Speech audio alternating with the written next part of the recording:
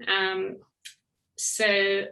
name is Tess Laurie, and I'm the director of the Evidence-Based Medicine Consultancy, and I'm very happy to be hosting this meeting today. Well, it's actually really wonderful to meet everybody this time. It has taken a bit of time, but it's just been great hearing where you're coming from and why you're here. So without further ado, I'm going to share screens. And also, I just want to say and remind everybody that this BIRD and this meeting is based on evidence. It's not a political meeting. It's about evidence and communication, dissemination of that evidence so that we can get ivermectin approved. Right. Let's share screen.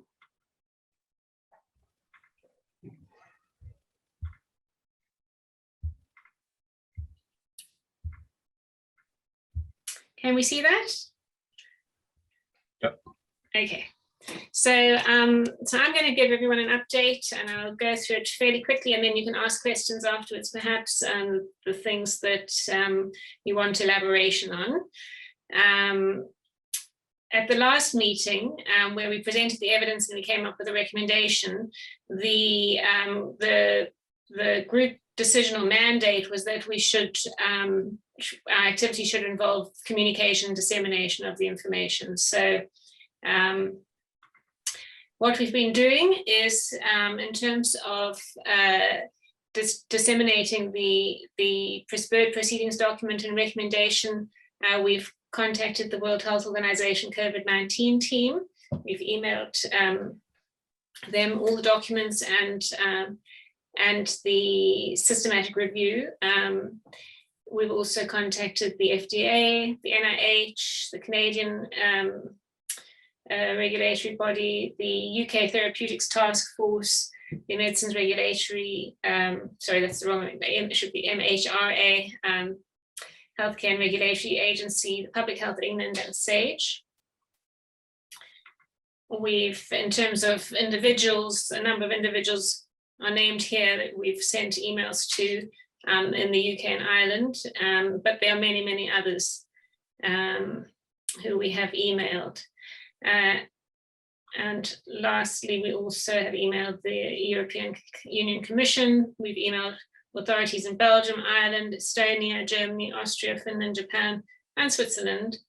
And I can say to date, we've had very few replies.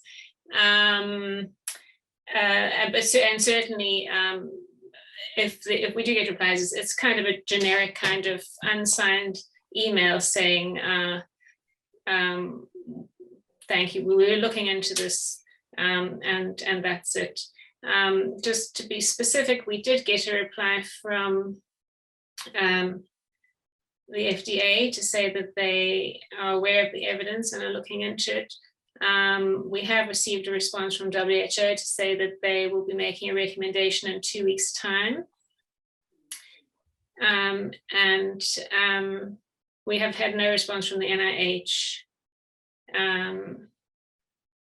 And to be honest, I can't be sure if we received something from the Canadian authorities, but the UK Therapeutics Task Force have replied to us to say that they will, that NICE will be looking into it. But we received an email from a member of the public who contacted them, and what's interesting is that they've said there isn't enough evidence, and they're basing that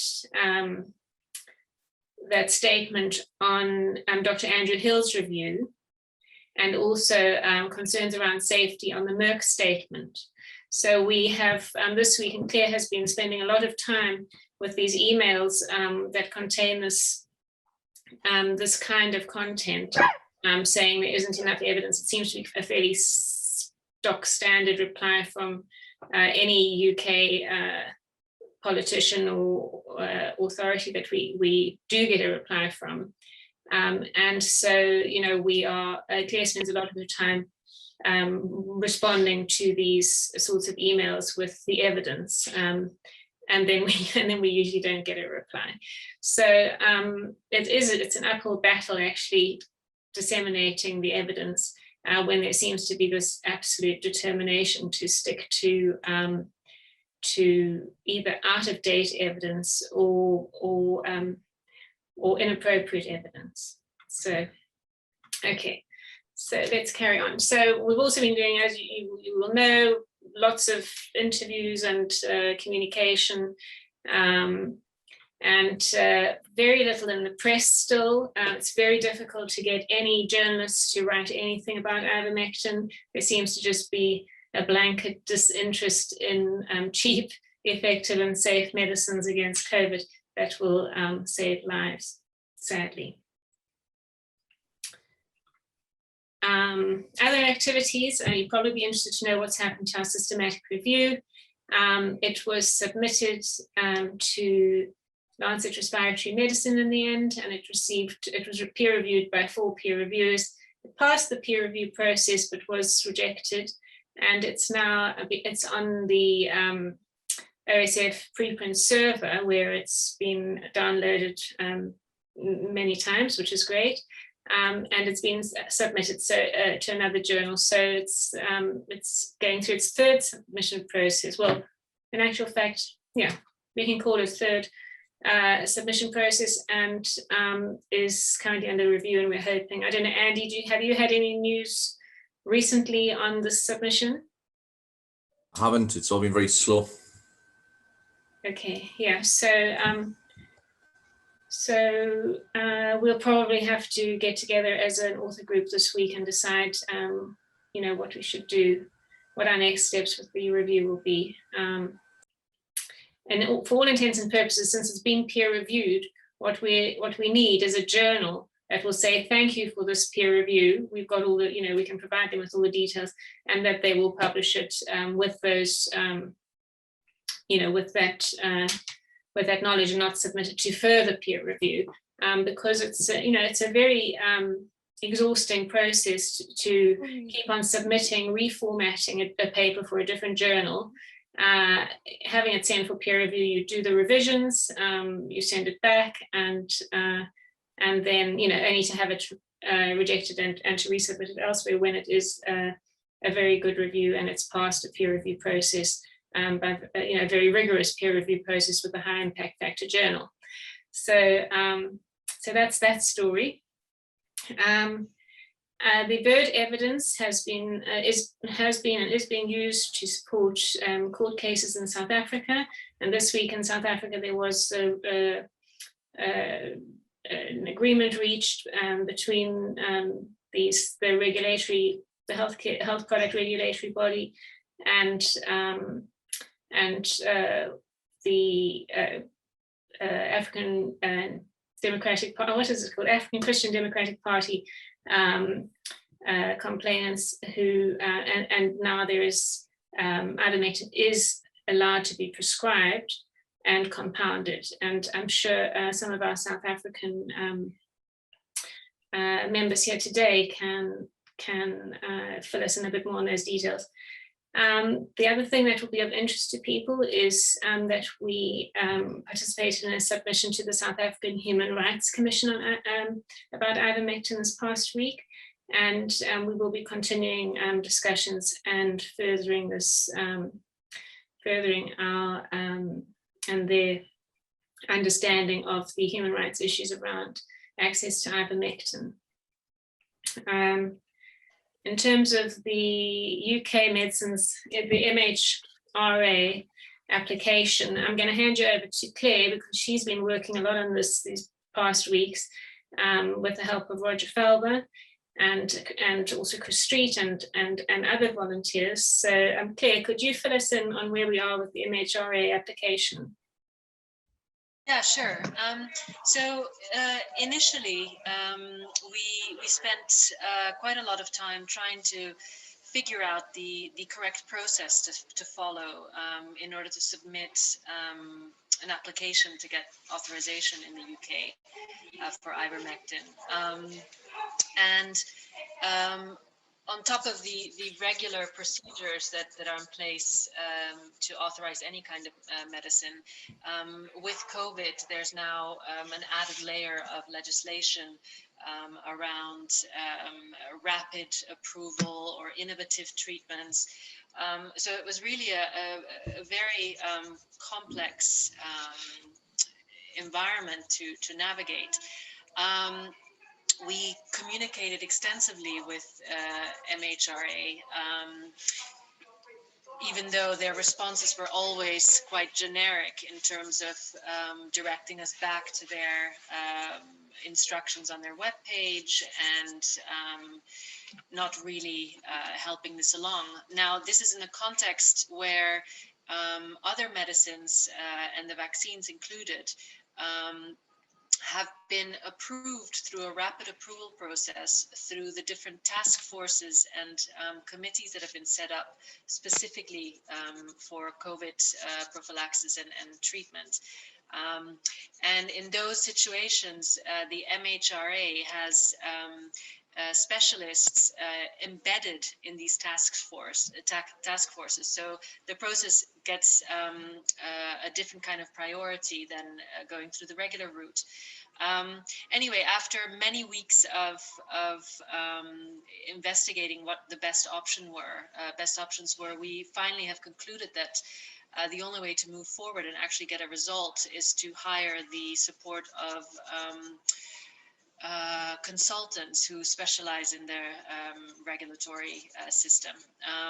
So we are now in the process of handing over the work to them, finding out whether they can get this done faster and through the right route. So we also have to figure out whether we will have to involve a manufacturer or an importer who can front the application, because I think that that's normally the procedure. So as soon as we know something, we'll inform the group. But it's been a very frustrating process. That's it for me.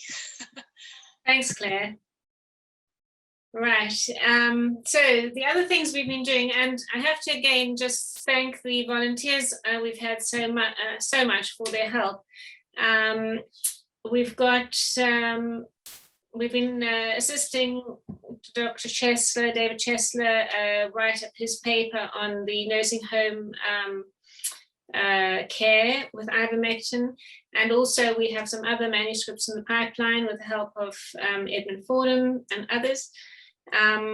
We've also have been reaching out a lot on social media with our volunteers, and also we have a bird website in progress. So we'll just move everything away from the E-BMC normative website, and we'll have a dedicated bird website going forward with any documents that will be helpful for members of the public to reach out to their doctors or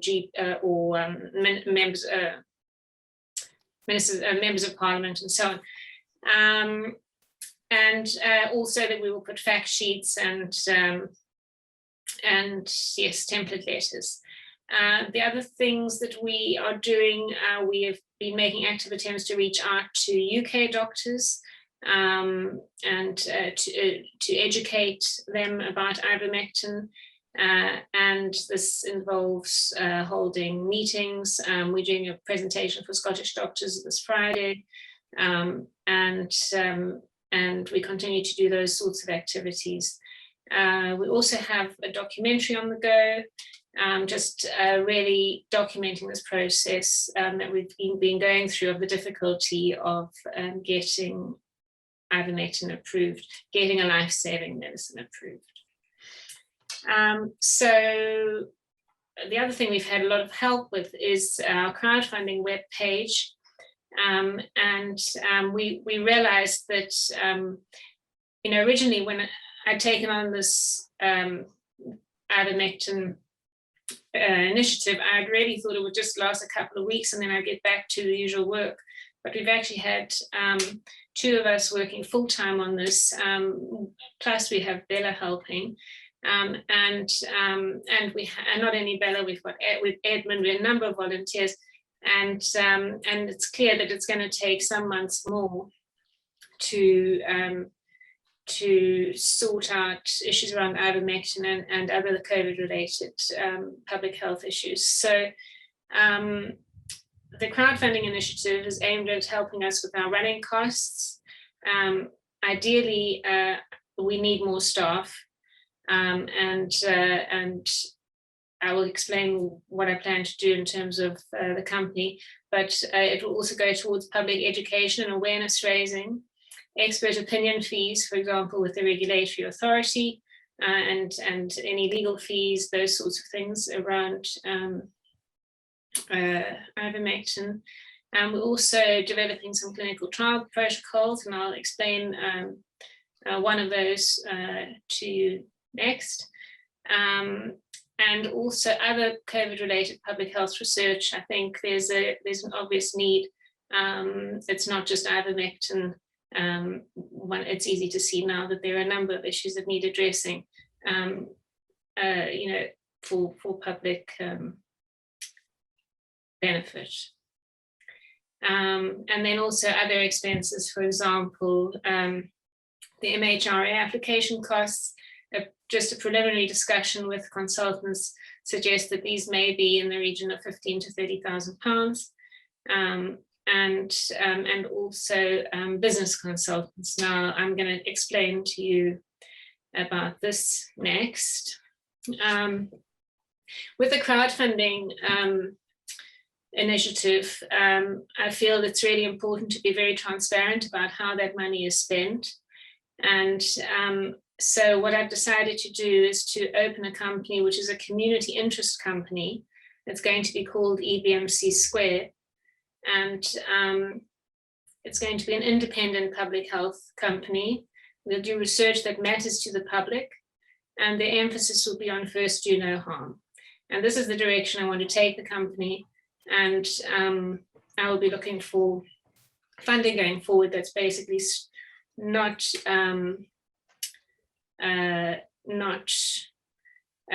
commercial funding, but rather donations that will enable us to be servants of the public. And to do this, I would need to expand my team because we just can't cope. There is such a need. And we've just got somebody else joining us, which is lovely. So I'll carry on and we can introduce later. So I just want to go on and tell you a little bit about the study I think we should do. And it's for long COVID. So I've just listed the draft PICO. Now PICO, for those who don't know, this is a standard way of deciding on who's going to participate in a study, what the intervention is, what you're going to compare it to, and what the outcomes are that you're looking at, and how long you're going to follow up patients and so on. So the participants of this study would be people with long COVID, 4 to 12 weeks from the acute infection. The intervention we'd be looking at would be 0.4 milligrams per kilo for 5 days of ivermectin, and we compare it with an identical placebo. The outcomes that we'd be looking at, the main one would be resolution of symptoms, and we would look at both complete and partial resolution. We would measure these using a patient global improvement scale, which is quite a nice, simple little scale of 7. It's a scale of 7, and it's sort of no difference to feeling very much better or feeling very much worse. And then there's a WHO wellbeing score, which is also fairly easy to administer and can be done over the telephone or Zoom, which is obviously useful for the context that we're in. And then we've suggested blood tests, and these would be a C-reactive protein and a PCR. But as I say, this is a draft, and I'm happy to discuss it and get your input and see if there's a better way we could be doing this. We were looking at a sample size of 120, and we've had we've done a sample size calculation with the help of a statistician from the University of Newcastle. So at the moment, we're looking at follow-ups on day 7, day 14, and day 28. And I think that's also something I'd like to discuss with the group, because I partly feel it's probably, I think a person with long COVID might be happy to participate for 2 weeks, but perhaps after 2 weeks they would have had enough, and especially if they're in the placebo and they feel no different, they might feel that that's 2 weeks too long and not want to go on to 28 days. So I think that's something we're thinking. Perhaps it is just a short study, even though we know that, COVID symptoms can recur in these patients. I think it might be that 14 days is enough, and that could be an ethical option in a short study with the placebo group. So let me just see what's after that. Should we discuss this now, or should I just carry on? And I think I'll just carry on, and I'm almost done. You remember we did a public survey at the same time we did the Bird meeting. We also asked people who watched the video of the meeting to make their own judgments. So it's not, we all know this is, it's not necessarily scientific, but I think it is of interest, and I was really glad that we had some public participation in the video, and I'm sure the people who participated would like to know what the responses were, or what the outcome was. So we had 160 people take part, and around 60 of those were health workers, health or allied workers. There were about 5 who had COVID or were family members of COVID, 20 something. There was a couple of decision makers, and the majority were didn't fit into any of those categories. So I've just got a few random sides here. It's not the full survey, but generally they felt that the desirable anticipated effects were large, and the undesirable mostly were small or trivial. The overall certainty of the evidence, they judged to be high. And those are the only ones I've got. So, and most of them would have recommended the intervention. There was just one or two, there's probably 2 who did not think it should be recommended. So, yeah, so there you go. It would have been nice to have had thousands of people participate, but I'm very happy that 166 people took the time to do so. So that is all. We have 2 more people. Yes, so can I first just put it open to the floor? What do you think about the protocol for the long COVID trial? Tina, do you have a view? Or can you unmute?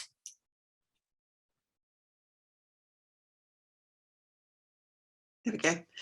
Yes, I do. I think it looks good. I think that how involved is the follow-up for the patient? Because I'm quite interested in them having a 28-day follow-up, just to catch any that sort of go, find that they have some symptoms returning. And this is a really important question, because the disease, the condition seems to relapse, and they do suffer with those. It would be really nice to be able to say at 28 days they still felt well, if that's what we're going to show. Yes, well, I mean, ideally it would be good to follow up even longer, wouldn't it, to see if how sustained it was.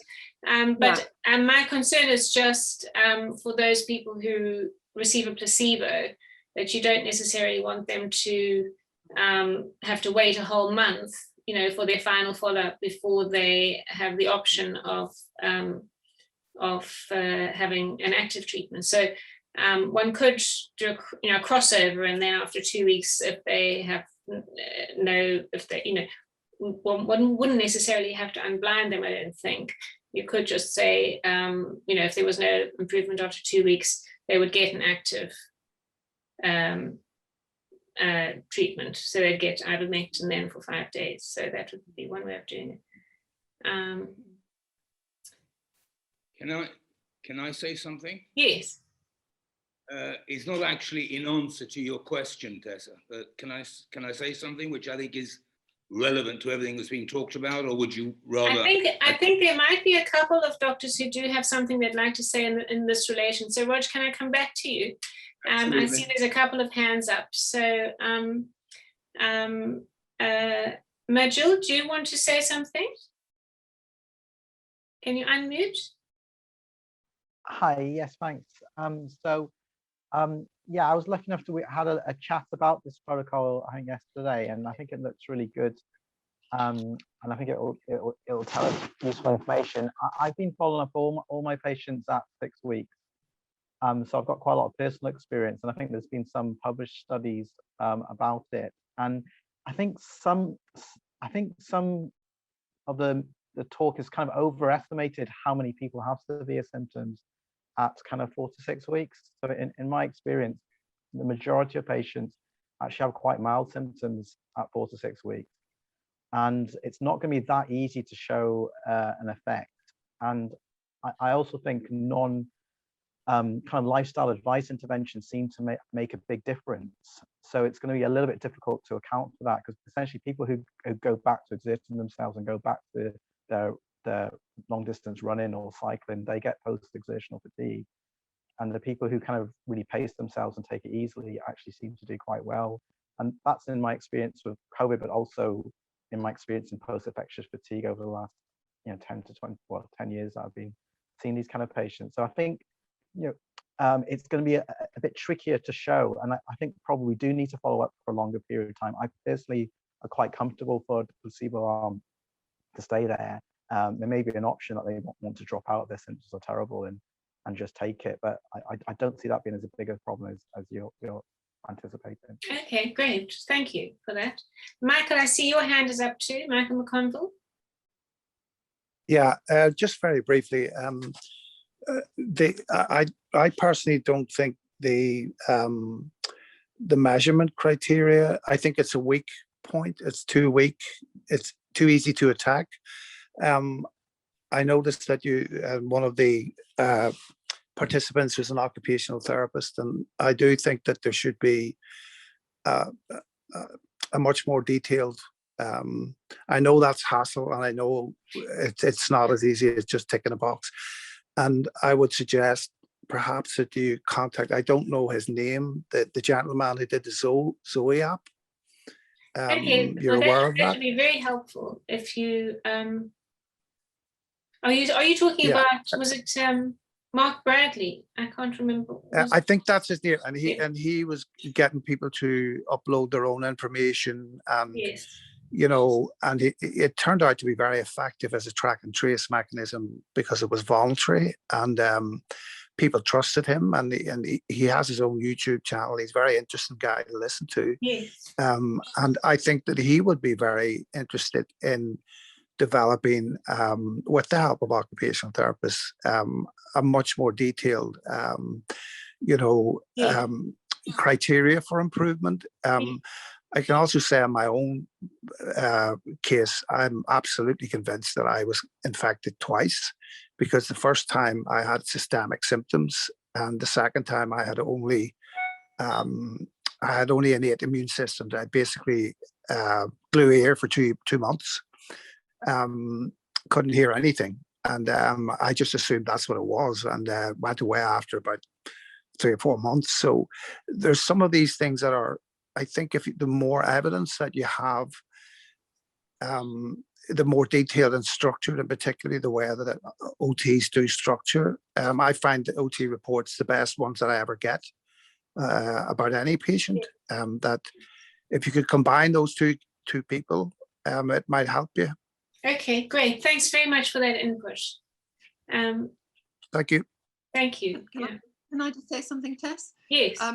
I know Mark Bradley very well. He's a good friend, and I think he would love to be involved. And his app is free, and it's fantastic because people can track their symptoms on a daily or twice a week or whatever they want to, whatever we Yes. feel is necessary, and they can track all their symptoms, and then he's got the data. It's incredible. Sounds fantastic. Yeah, so it's doing our work for us, really, isn't it? Yeah, exactly. Yeah. It was the app that I used when I went on to BBC Look East News and asked people to download it with long COVID. That's the app we used, and the data is extraordinary that he's extracted from that. So I think he'd be very interested.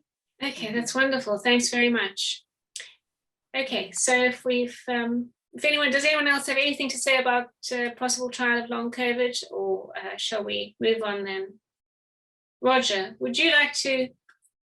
Yes, I'd like to make a point, and I might be very wrong here, but 4 or 5 people, doctors here, have said, I would like to prescribe ivermectin, but I can't. And they would like to prescribe ivermectin to sick people who are going to get more sick and maybe die if they don't. But am I not right in the UK? I think 2 of those doctors were in Ireland, maybe 3. One was certainly Scotland. If a medicine is not approved in the UK, if it's not licensed in the UK, if a doctor believes it is the only medication, to my knowledge, there is no other medication which even claims to save lives. I'm not talking about prophylactic, I'm talking about purely saving lives. There is no other medicine where there's any claim that it saves lives. That doctor is entitled to prescribe, be it off-label, ivermectin. And I think the absolute best way of having this product approved is doctors prescribing it. I'll come back in a moment to the logistics of prescribing and physically getting hold of it, in case it's relevant, is Dr. So-and-so putting his hand up and saying, I had a very sick patient come into my hospital the other day, and I gave him ivermectin for 2 days and he was better. And 176 doctors saying the same thing. And I don't understand why people aren't using the part of the legislation which allows them to use unlicensed medicine when a licensed medicine does not exist for that particular ailment. Thanks, Roger. Thanks. I'm gonna let's see what the doctors say, because Scott, you've got something you'd like to say? Yes, first of all, based in the UK, you can look at the BNF, the British National Formulary, which is our sort of encyclopedia of drugs and how to prescribe, etc. So ivermectin is listed. It is licensed, I think, as in a topical form to treat skin conditions, but it's actually unlicensed orally. And is actually a special order. There's actually no price for most drugs in the BNF. There's a NHS indicative price, but because it's a special order, I think it has to be imported from France, and the drug name Stremectol.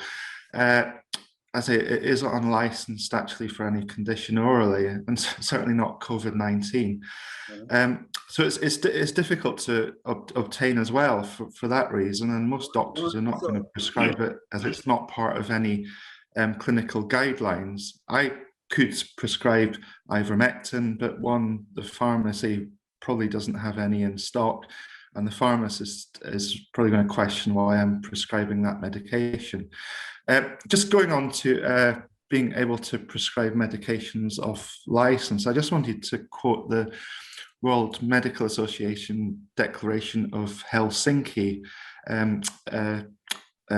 part 37, which states, in the treatment of an individual patient where proven interventions do not exist or other known interventions have been ineffective, the physician, after seeking expert advice with informed consent from the patient or a legally authorized representative, may use an unproven intervention if in the physician's judgment it offers hope of saving life, re-establishing health, or alleviating suffering. This intervention should be subsequently be made the object of research designed to evaluate its safety and efficacy. In all cases, new information must be recorded and, where appropriate, made publicly available. So we've already got data on ivermectin, so I think we're actually quite far ahead of that recommendation, so to speak. Are you, I'm not sure whether you're saying to me that you should be prescribing it. If I were in your shoes, I'm not a doctor, but from the little I know about what being a doctor is, if I were in your shoes and I had a patient who was probably going to die, and I'd read the Helsinki Convention, or whatever it's called, clause 37, I would prescribe ivermectin off-label, and I would have it within 24 hours, and I would give it to him. And what it costs is completely irrelevant, because anyone has got a mother, a father, a son, a child who will spend £5 on medicine to save his life. And I agree. Right, so I just think amongst this whole group here, what we should be doing, I've arranged to bring in 1,000 tablets, okay? 6 milligram tablets. And those 1,000 tablets can be available for, let's call it 10p each, or let's call it 20p. They will be held by an authorized licensed importer. That authorized licensed importer can provide those to any pharmacy in the country. And anyone under either British law or international convention under the Helsinki Convention can prescribe that medicine.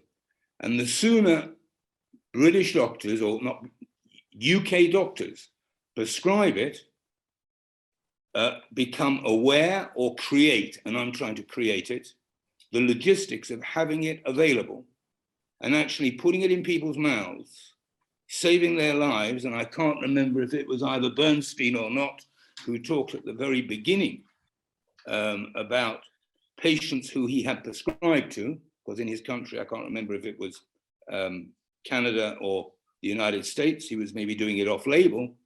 It is the saving of people's lives which will convince people that what we're talking about here is good and right. So this is my suggestion. Doctors in Ireland who are talking about being blacklisted and Eunice, who said can't prescribe in Northern Ireland, I would say prescribe. Within a few days, it'll be available. And if anyone doesn't know what pharmacy they can get it from, we'll put it up on a website, what pharmacy it can be gotten from, and worst case scenario, we'll rely on British Mail first class post so that that patient can have it the next day. Alternatively, doctors carry it in their bags. Thanks, Roger. I work as a surgeon in Northern Ireland, so I don't have a lot of patients with COVID, but I did inquire from our pharmacy about prescribing it, because a few weeks ago we did have some patients, and I was basically told outright I could not prescribe it unless it was part of a trial in terms of the stance of the trust.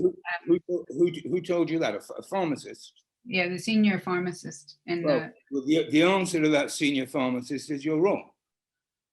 Well, but that's where the hospital policy is that. But I mean, I can certainly go back and question it. But I wonder if Tony, who was on the call, who is a physician and would have more patients with COVID, whether he has tried in a different hospital in Northern Ireland. I don't know if he wants to comment on that. Sorry, I think we're talking about something here, and I don't want to sound irritating. Can I make a comment? In the hospital setting, compassionate use of a medication is actually legislated, I think, in most countries. However, the physician cannot prescribe it because they have restrictions on the drugs that they are allowed to use in a hospital setting. However, if the patient or a family member of the patient requests the compassionate use of ivermectin, they are obligated to give them the ivermectin then. So it's a matter of getting this information out to the public and to get people to be able to ask for and advocate for themselves. Unfortunately, that's where it's set at. The doctors will actually be disciplined if they use any medication outside of the regimen offered in the hospital. Eunice, sorry, Mhm. Eunice, I'm sure you're right. All we're talking about here is developing our own little internal protocol so that Mr. Doctor knows if he can find a relative who wants to save that person's life, that he can telephone the relative and the relative can tell him yes. But I have the impression, certainly my doctor, my personal doctor, asked me to get him ivermectin for him and his family.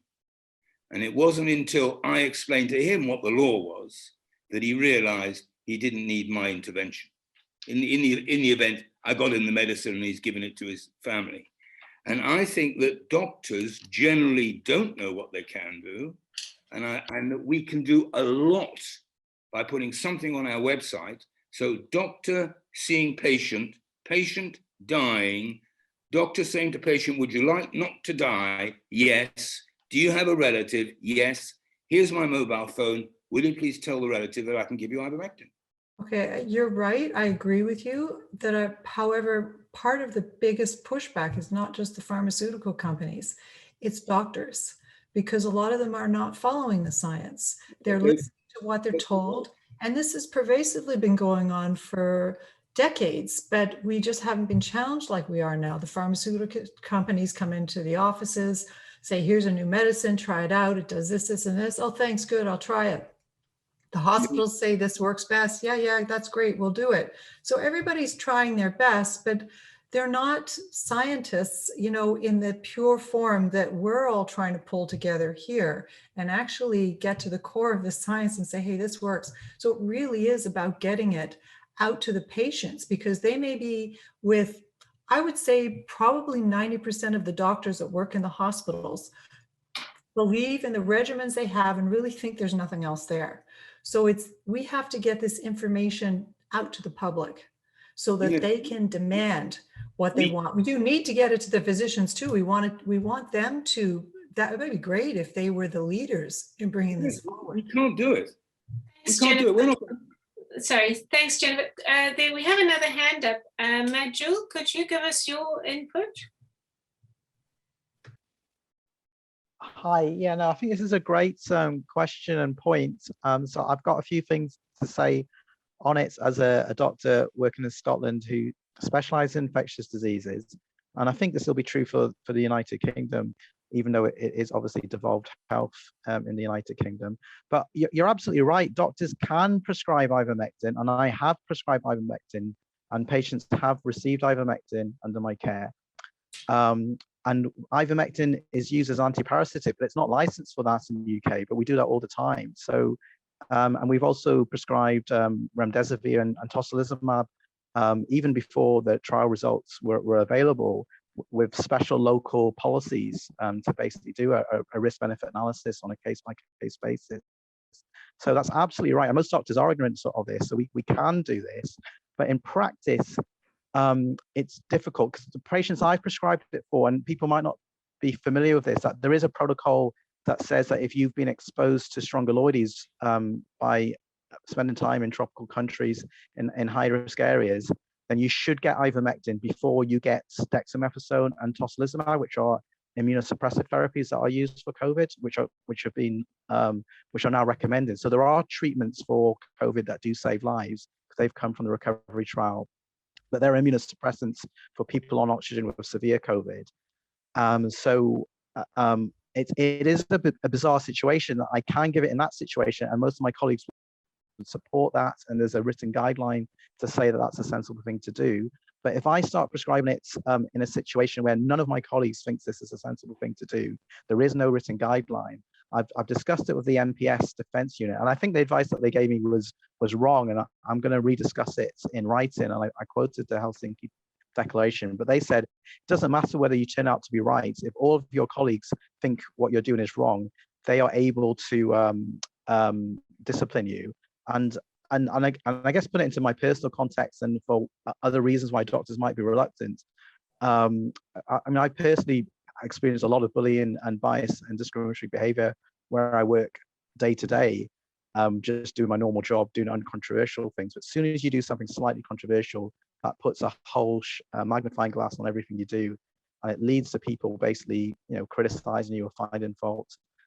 And actually, since I've been talking about ivermectin, I mean, the department I work in, I actually set up on my own 3 years ago. So I was the leader, and I created all the guidance, and everyone followed me. But since I've started talking about ivermectin, the antimicrobial pharmacist who I've employed is now trying to stop me using drugs the way that I think is correct in my expert opinion, because she's just scared that I'm doing things that there isn't a written guidelines for. And that's when we prescribe tocilizumab, which is an anti-inflammatory, there's expert judgments in that, but the pharmacists are just so scared of anyone doing anything different. They will try and stop you. So I think the solution to this is absolutely what you said. We need to get doctors to be educated and to be brave enough to prescribe it. And as soon as there's a majority of people who believe it's the right thing to do, then no one can argue with that in law. But if you're an outlier, then people can argue against it, and it will be difficult. So hopefully this meeting on Friday with the Scottish doctors and engaging the public to demand it will solve this problem very, very quickly. And I think that is the solution to regulate it. As soon as we start normalizing it, collecting observational data, getting patient feedback, people will just demand it, and it will have to happen. It doesn't need a majority. It needs one article in one newspaper of one doctor saying he's given it to 10 patients and they're all better 4 days later. And that's where I think we should be going. I think. Well, yeah, I mean, I think that might work in terms of the public, but it won't work with that will just be called anecdotes by doctors and scientists. And there's lots of anecdotes on YouTube that those stories have been told many, many times. So, and I'm talking about the legal position. So if there's not a majority, people, if someone criticizes me and the majority of doctors say I wouldn't have done that, then I will legally be, accountable to the GMC and could get struck off. So that's the reason why doctors. You'll legally be what? If my colleagues say refer me to the GMC and they say that what I was doing was not part of guidelines and it was not part of best practice, and the majority of my two colleagues say that they wouldn't prescribe ivermectin, the legal situation is what would most other doctors do in that situation. So the majority becomes important in the legal situation. Can I ask you a question? Is the situation right now? Sorry. Can I ask you, is the situation right now that most doctors whose patient has been either admitted to a hospital or they're seeing him at his home, and am I allowed to talk or am I over? We'll give you one more shot, Roger. All right. That either he's going to die or I'm going to try to save him. Are you saying that a doctor cannot prescribe? I believe he can. And I believe if the medical, they've already, certainly there's one person here, Michael McCandley, I think it was, who said he feels blacklisted and he's prepared to. If we're in a situation where doctors are not prescribing because they're frightened to, but allowed to, then we have a completely different problem. And we're almost wasting our time talking to newspapers. We really are. I think the biggest problem is that doctors don't know. I think that's clear in the UK and in other developed countries. Doctors do not know about ivermectin, and our biggest challenge is getting them to be aware. Let's save a few lives. Let's let 1,000 pills come into the country. Let's let them know where they are. Let's let them know what pharmacy they can be gotten from. And let's see how many doctors ask for it. And, ask them to keep it posted because we've helped them. Yes. And in fact, we'll do. Okay. Thanks very much, Roger. Can I just quickly answer that? I mean, I agree with the sentiments. I want to be prescribing it today. I want to be able to access it from the pharmacy, but the slight practical issue is that we've run out of ivermectin and the hospital will not order more in unless there's a reason to do that. So we do need to get a bit of momentum, but I do agree with the intellectual concept of what you're describing, but the reality is that if we don't convince more people that this is sensible, it's going to be very difficult in practice to do this. Let's get some of the country. Let's get some of the country. Let's hear from Michael McConville. Just very briefly, there is no willingness amongst the General Medical. I don't know so much about the General Medical Council, but the Irish Medical Council or any of the Irish College of General Practitioners. There is no willingness to support people who want to help to save lives, which is what we all took an oath to do. Yeah. So I made a decision that one of us, and that's me at the moment, will have to lose his license before this happens. Do you think you will, Michael? Well, I think they'll do everything they can, but You think you'll lose your license? but I can't live with myself if I don't do what I swore I would do all my life, and I've done all my life. Michael, if they try to take away your license and you point out 17 people whose lives you saved, you're not going to lose your license. At this point, I don't particularly care about that. I know. I care about the integrity of medicine. I care about the integrity of science, and I agree 100% with you and with what you're saying. But unfortunately, I think before we're going to get any traction, we're going to have a scalp or two on the treater's gate, the spike on the treater's gate. Well, I'm quite happy to have my head put there. I agree. I have to say, Michael, I think what your stance is admirable, and I think it will be what you're doing will help to create change and push things forward. I'm quite sure of that. I think it will too. I think just like what you're doing, Tess. Yeah. So thank you. Michael, stay in touch so I can let you know where you can find it, okay? Okay, I will. Yeah. I watch the Slack group and the enthusiasm. Right. Thank you. Edmund, you've had your hand up for a while. I'm sorry, I didn't see. It's okay. There's lots of important discussion. I wanted to endorse what Roger was saying because one of the ways I think that we may be able to make progress on this is by getting ordinary people going to their GPs and saying, hey, I'd like some ivermectin, if only for prophylaxis. And that's something I've already done. And I got the reply that it put in the chat window, no, he couldn't do it. Now, I had my own supply anyway, so I don't really need my GP. But a lot of other people might. Now, I'd just like to say that there are two different things here, providing evidence that's scientifically rigorous for regulators and getting case studies and people that have been helped by ivermectin into the newspapers are two entirely different things, but they are connected. Does nobody remember how quickly medicinal cannabis was legalized after a few emotive cases of unstable epileptic children who couldn't be helped by anything else got the MHRA? Hey, bingo, it was done. They didn't require anything more. And Edmund, let me just add one thing. Asking for it to be prescribed as a prophylaxis, be careful. There are vaccines which could be deemed to be with a prophylaxis. Roger, could I just ask you not to, because there are a number of people waiting to speak, so I think I need to give them a chance. Thank you. It's been really, what you've been saying is very valuable. Thank you. Dr. Bernstein? Yeah, what I wanted to say is I've talked to lots of intelligent physicians, family physicians in my community, my provincial medical association. I have provided them the BIR documents, the FLCCC information on ivermectin, and yet it completely falls on deaf ears.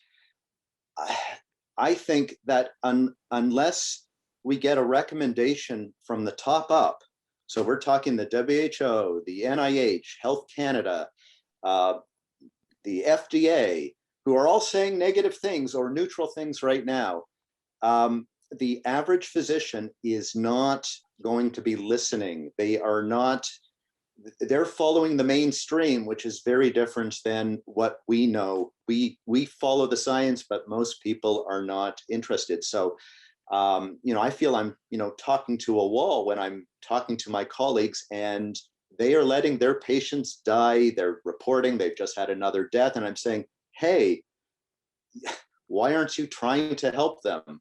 But the message is not getting through as hard as I try. So it really needs to come from the top up. And certainly the work that we're all doing here is I think, the best that we can do.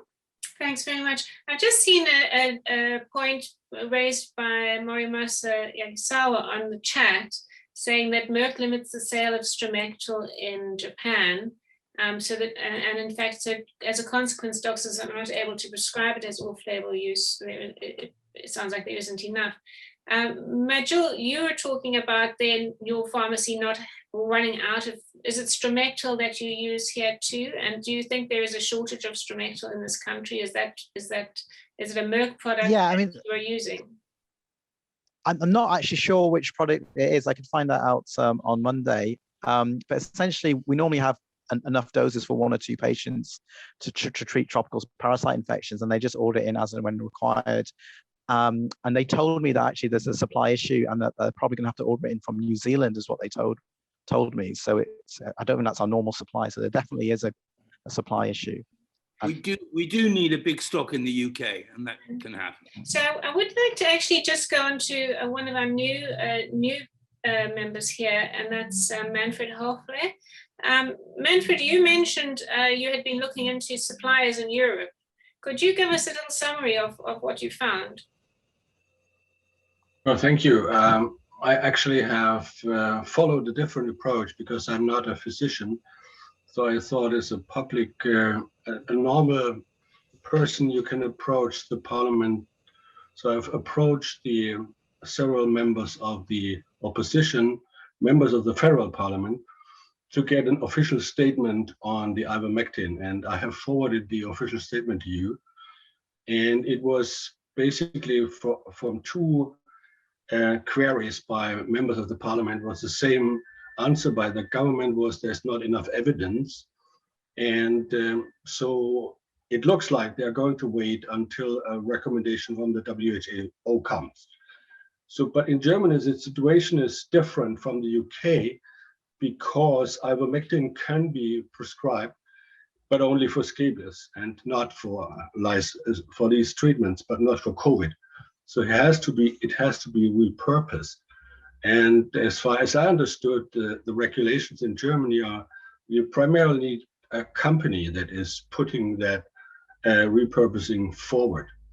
So I've tried to find companies, or I've actually contacted all the major European suppliers, but the only positive answer I got was Infectopharm, which is the German supplier of ivermectin. And so far, I see only the possibility that a company sort of goes to the authorities to show the evidence and put forward an authorization. It does not have to be an emergency authorization, but it could be just a repurposing, which is probably most simple. But I'm not at all familiar with these. So, but I will have a conference next week with Infectopharm, which is the German supplier, and see what they obviously intend to do studies on the long COVID, as well as push for a repurposing of their product for COVID. So I would also support Dr. Bernstein's opinion. In Germany, you would not convince any physician by some scientific papers. They only follow the book, basically, from the authorities. If it's acknowledged that you can use it for COVID-19 treatment, it's okay with them. But of course, you can ask for it specifically. That's the legal situation in Germany. But of course, ivermectin is not known to the public at all. As far as I see it, there was only a very few, very minor press releases in German newspapers about it. So that's the German point of view at the moment. Thanks. So, I mean, do you think Infectia Farm would be interested in? I mean, it would be good business, wouldn't it? Even though it's a cheap medicine, if you're supplying to many different countries in Europe, you'd be making quite a lot of money. I should think it would be a good business to be in. Yeah, it should be a big market on the one hand, but as listening for over an hour to the discussion about the situation in the UK and the complexity of it, I think most major European countries are different. And so you have the problem. I mean, you know that it is in Czechia and in Slovakia and in Bulgaria, it was legalized and they have it massively applied. But I could not get hold of the study of Petrov, for example, from Bulgaria to see results. And I think the German company will, of course, first try. I mean, Germany still has 80 some million people and there's enough potential for that. But to see it going outside the EU might be difficult or might be even not of their interest. But I don't know. I will ask them next week. I mean, given Merck's statement against ivermectin for use in COVID, I wonder if they are increasing production or not. I don't know. I mean, I have just earlier this week received a very positive letter, and so I'll find out next week when I can talk to them. And I don't know the capacity of what the production is, and nothing, basically. I think it's very easy to start production. Very easy to increase production, easy and cheap. Well, it should be, but it is only. I mean, it's. I was calculating you need a few hundred kilograms, which is a natural product or can be synthesized, and there's very little for a normal production. But of course, I think the difficulty is the logistics, and then of course the packaging, formulation, and all this. But this is due to the knowledge of the company. Yes, I was just wondering if perhaps it wouldn't, perhaps it wouldn't be in Merck's interest to increase production because it has other drugs in production for, in development. You're right. You're right. Edmund, you have your hand up? Is that intentional? No, it wasn't intentional. I have completely lost control of the application on my laptop and I'm not able to put my hand down. Okay. That's fine. Well, Martin, you've got something to say. So I'll just tell you how we handled our launch because we're 3 months into it and I think our country is dripping with ivermectin. The first thing that we did is we taught the doctors how ivermectin worked. And I think my experience is the biggest problem is the doctors don't think. Someone tells them that ivermectin doesn't work, who's in a senior position, and they don't think, they just tell everyone. And they use the same argument, so it's coming from the same source. So we taught them how ivermectin worked, and the next day, my cell phone and my WhatsApp was just buzzing on, what's the dose? Should I use it on this patient? So it kind of woke something up in the doctor's minds. And then associated with this was a press release. So a few of the radio stations and TV stations woke up to this, and we had about 4 or 5 interviews that went out on radio and on TV within the first week. And then suddenly the general public knew about it. And then I think the black market just took over, and there's no shortage of ivermectin. We've had airplanes with more than 1 million tablets on them getting caught coming into our country. So to get ivermectin's not difficult. Very easy. And and it's extremely cheap. Vast production in India, the whole Indian subcontinent. Tons, absolutely tons of it. Yeah. And we did a very similar thing in Zimbabwe, and it had the same effect, that you educated the doctors and that caused a massive increase in use of it. But it's always been the physicians and the ICU specialists that have been fighting it. In South Africa, they still do. Yeah. You said earlier 1% death rate in Zimbabwe. Yes. No, it's in the I think there are about 20 doctors using our protocol. That's 1% of those infected or 1% of the population? 1% of those infected whose saturations were lower than 92 and above 60. Wow. And only 1% of those died. It's just over 1%. Yeah. So I'll give Tess all the data so she can actually verify it, but that's more or less what it was. It's quite remarkable. And they're all treated at home. Perhaps we can write that up as a short paper or letter to the BMJ or something. Yeah. Yes, no, yeah, I'd love that. Yeah. Thanks. Lucy, you've got And your then hand just- up. yeah. Oh, sorry. Sorry, Martin. Yes. Just, I will. oh, okay. Sorry, Lucy, carry on. Okay, just I would like to say that here in Brazil, we have several fabrics and pharmaceutical companies that produces ivermectin in a huge amount. And even they have increased the production this past year, increased the fabrics because people are using ivermectin here. And the big media, they don't publicize anything about this, and they say they are fake. This is our big problem. And the other big problem are doctors that are in medical society with many interest conflicts, and they are paid by pharmaceutical companies, and they say there is no proof at all, scientific proof that ivermectin is used for COVID-19. But we are doing a very interesting work here that we start to, with the people that has business, and they have big amount of employees, and they start to help us.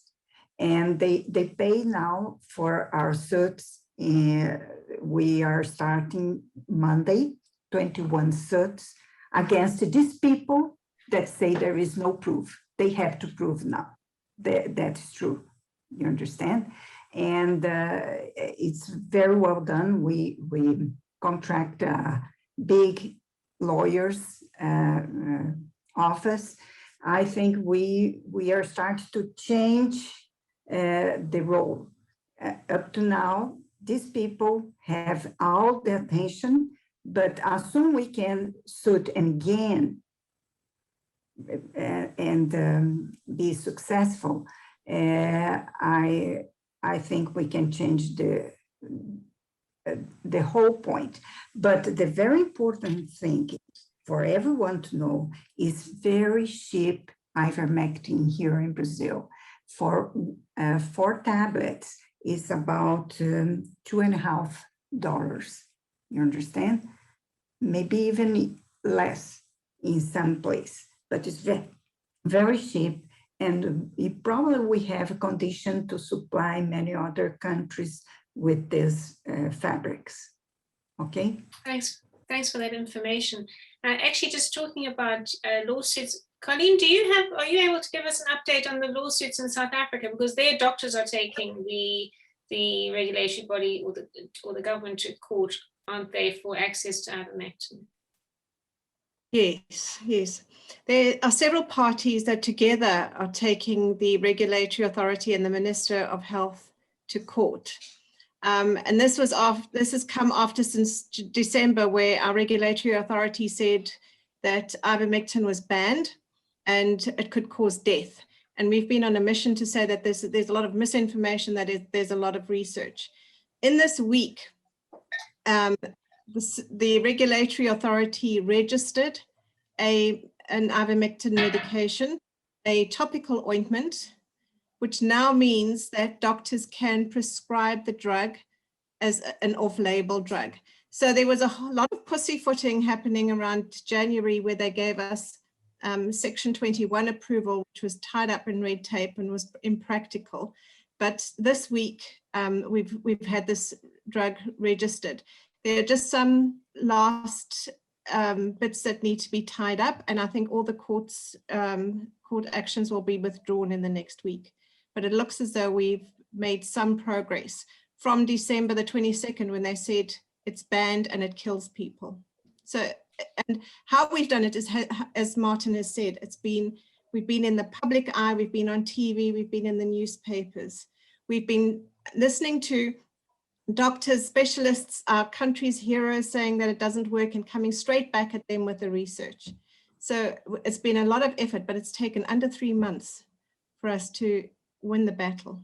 Well, and it's not entirely won. It's not registered for anything else yet. We'd love to see this drug registered for as an antiviral worldwide, because this is not going to be the last time we're going to need this drug, and we're not going to wait another year for vaccines if we have another epidemic. I think what's been so great in South Africa, though, is that you've had the public behind. You've got a lot of public engagement, haven't you? And that makes a big difference. I think it's the public who've educated the doctors to some extent. And, there is that, yeah. But also, we've had a lot of GPs, the general practitioners, who have been using it illegally. I'm not going to say who they are, but there have been hundreds who have even, and I hope this doesn't get misinterpreted, in desperate circumstances, even the animal products were used, and effectively. Not by injection, though. Not by injection, but orally. Yeah, that's not to be used by injection. Orally, absolutely orally. Yeah, not injected at all. Yeah. Yeah, so lots of the doctors have been using it, and they talk between themselves. They've seen their patients come back from the brink sometimes. Some people thought their patients were going to die. They got the medication, and they speak between themselves. So it's the doctors. And then with the doctors talking, the public got behind it as well. It got out there as soon as we were on radio and television. It got to the public. I remember some doctors saying that they'd sort of snuck in the ivermectin, or given it to family members to sneak in towards, and and they'd had better results than other. The patients had done better in certain wards than others.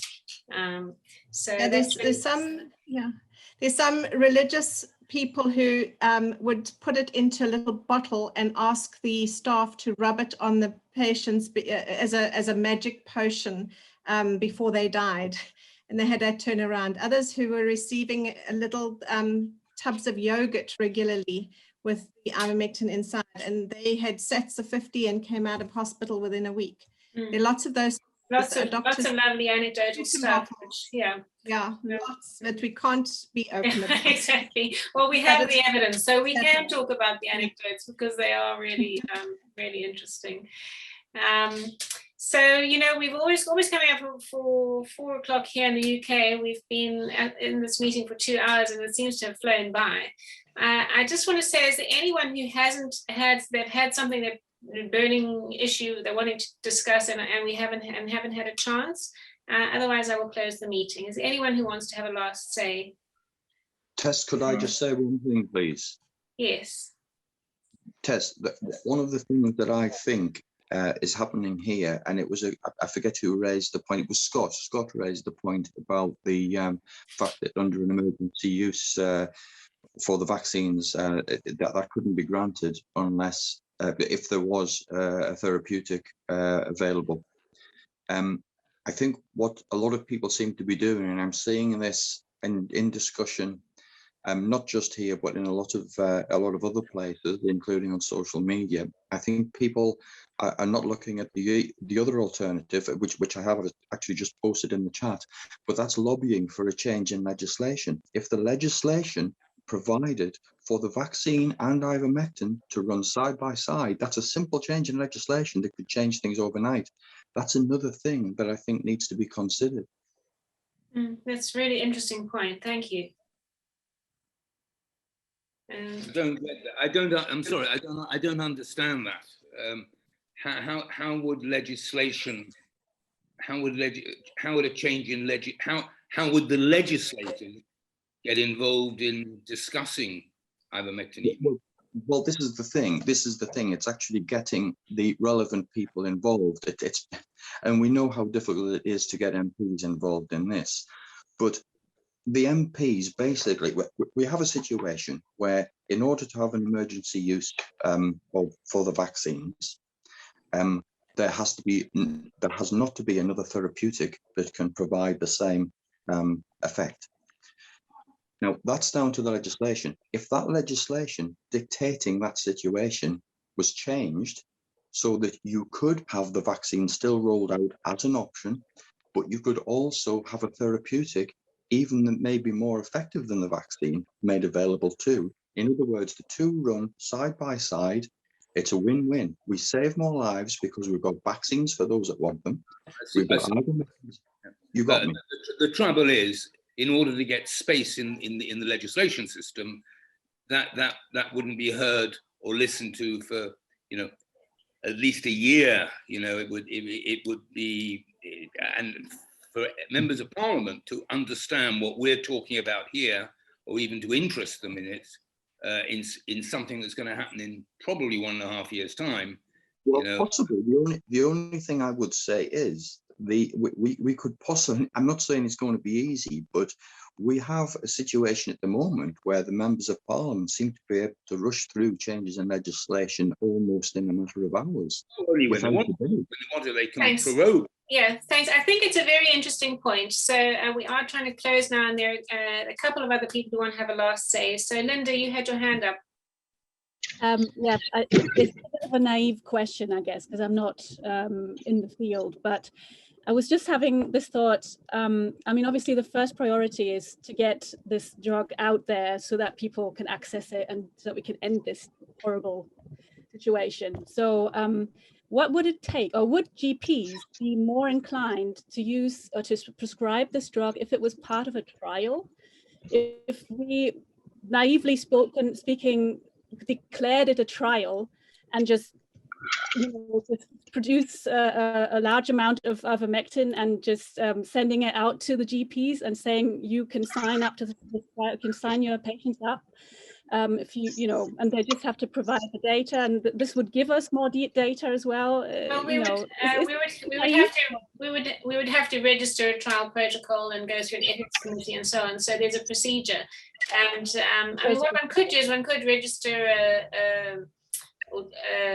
you know, a dose comparison trial, but it would require the MHRA to authorize it.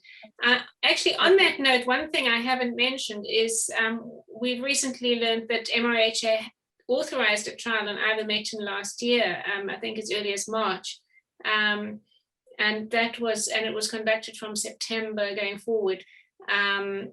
For Medincell, which is a French company that produces an injectable, or is planning to produce an injectable ivermectin. And they looked at it, it was a trial that was conducted in the UK amongst healthy volunteers, and they gave ivermectin daily for a month at reduced dose to simulate the effect of a long-acting injectable. So there is a precedent for ivermectin having been approved by the MHRA as early as you know, early in the pandemic. So we will be following up on that this week and hope to get some answers and yes, and find out more about the procedure. So Arabella, I think you've got your hand up. Hello. Hello, can I say? Sorry. Okay, sorry. If you wouldn't mind, Jose, would you like to go ahead? Me, Jose Luis Abreu. Thank you. I'm going to try to be brief because it's late for you over there. I had this experience with COVID. My daughter, she got sick. So it was in August 2020. So I had been doing research on ivermectin, and I had the feeling, and I was sure it worked. So my daughter, she was a high-risk patient. Okay, she had some lung problems.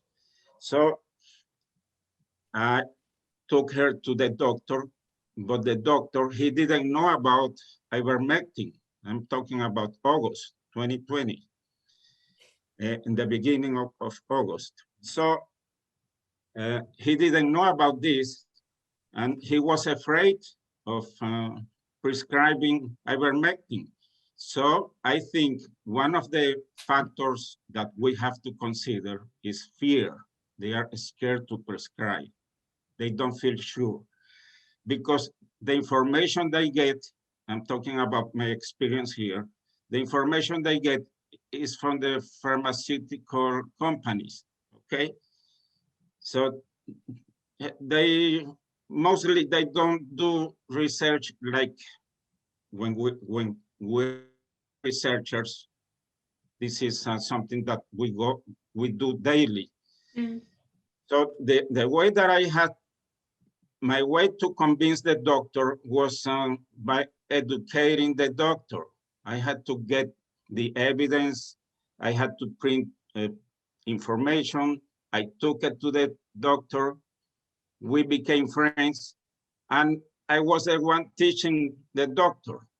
Okay, so we placed my daughter in a 10 days protocol based on ivermectin, and she was healed.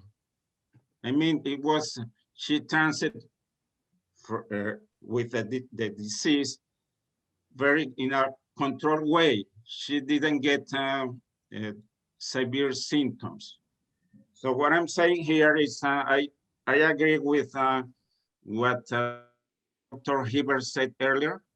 She talked about bringing this, this is a communication factor that we need to bring information also to the doctors, to the MPs, okay? So this is my experience. I'm happy my daughter was fine. Then my doctor, he's spreading this to other doctors. So he's bringing other doctors to the information. And he's saving lives every day saving lives. And he's extending this to his friends in the community. Thanks So very this is much all. for that. That's what we need, isn't it? And I think we need anybody who is here and anybody who watches this or hears about ivermectin to be doing the same, be they health professionals or members of the public. You can actually make a difference by educating your doctor. I have to emphasize, just to conclude, that we have to look at this fear factor.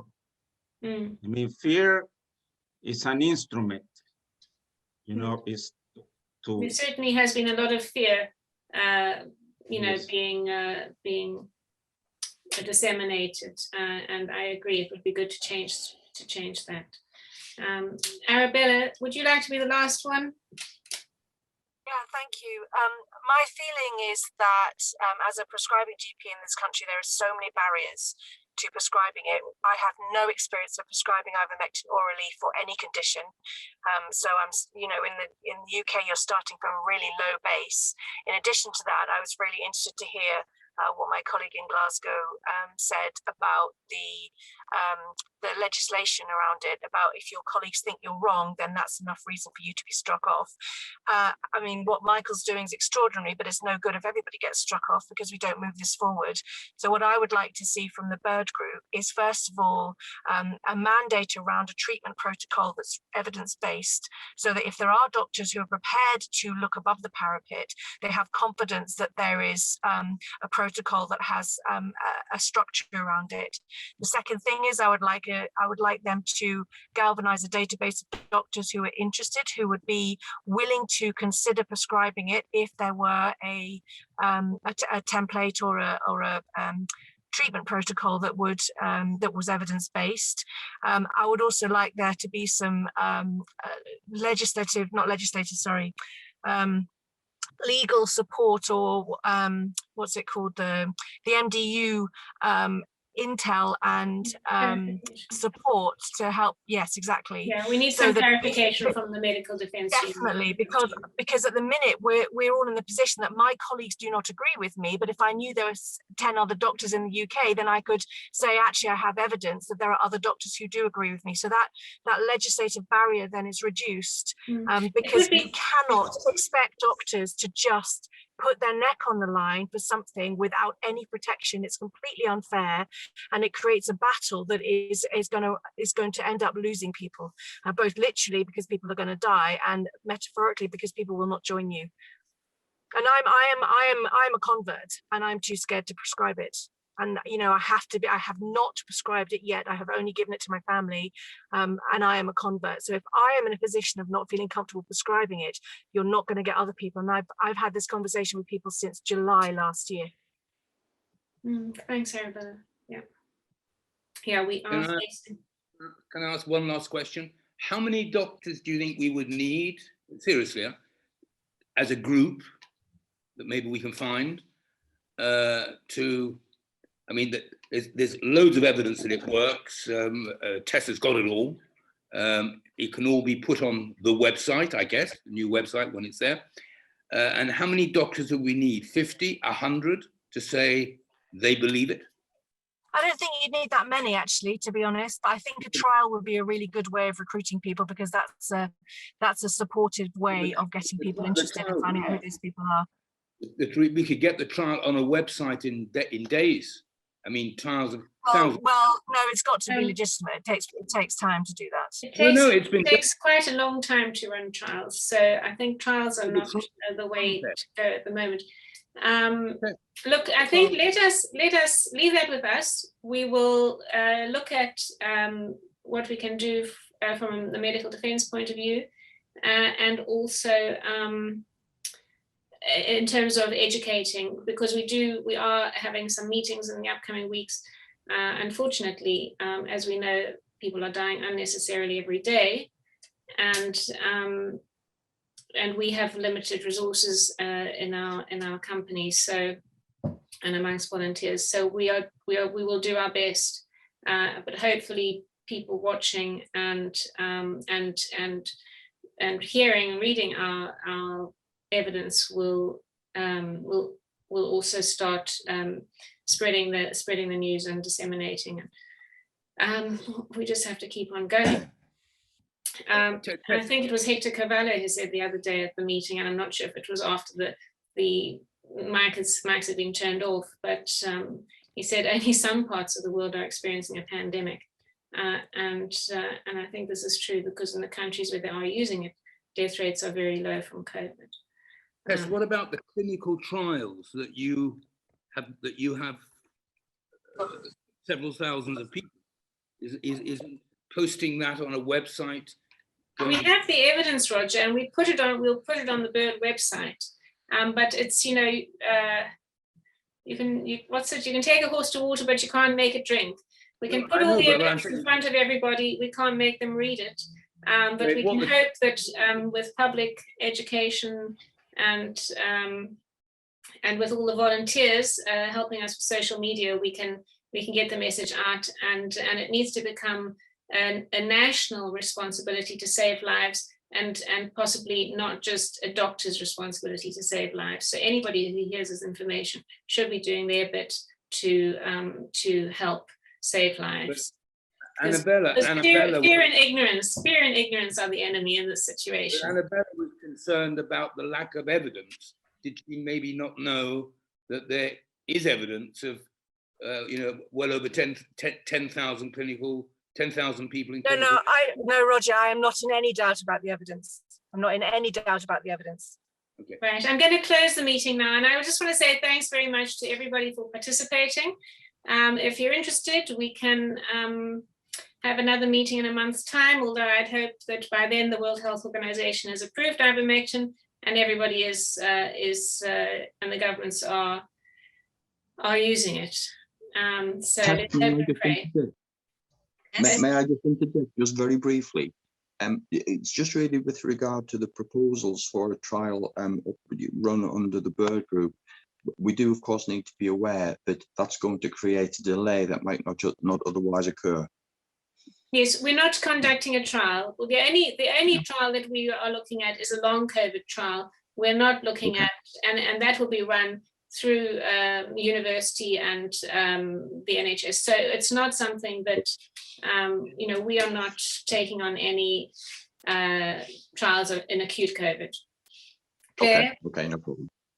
Yes, no, I just wanted to say that moving forward, we have been working on a fact sheet and the letters to MP templates, and The fact sheet is something that hopefully will be useful to present to GPs if you go in asking for ivermectin or you contract COVID. And that will help with the education side of things. And the other thing that I thought was that perhaps given the issue of needing to spread the evidence about ivermectin amongst GPs and other clinicians, that perhaps it would be also one thing that we can do moving forward is to develop a very short education module, a set of slides with the evidence that can be given to those doctors who are interested in spreading this information to their colleagues. So it could be kind of a peer education tool. And that's something that we could put together since we have all the evidence at our fingertips. Is that something that you think the doctors amongst you would be interested in? Yeah, Tina's got the thumbs up, so there you go. We'll do that. Thanks very much, everybody. Thank you, everyone. Bye. Thank you. Bye. Bye. Bye. Bye-bye. Bye. Bye. Thank you.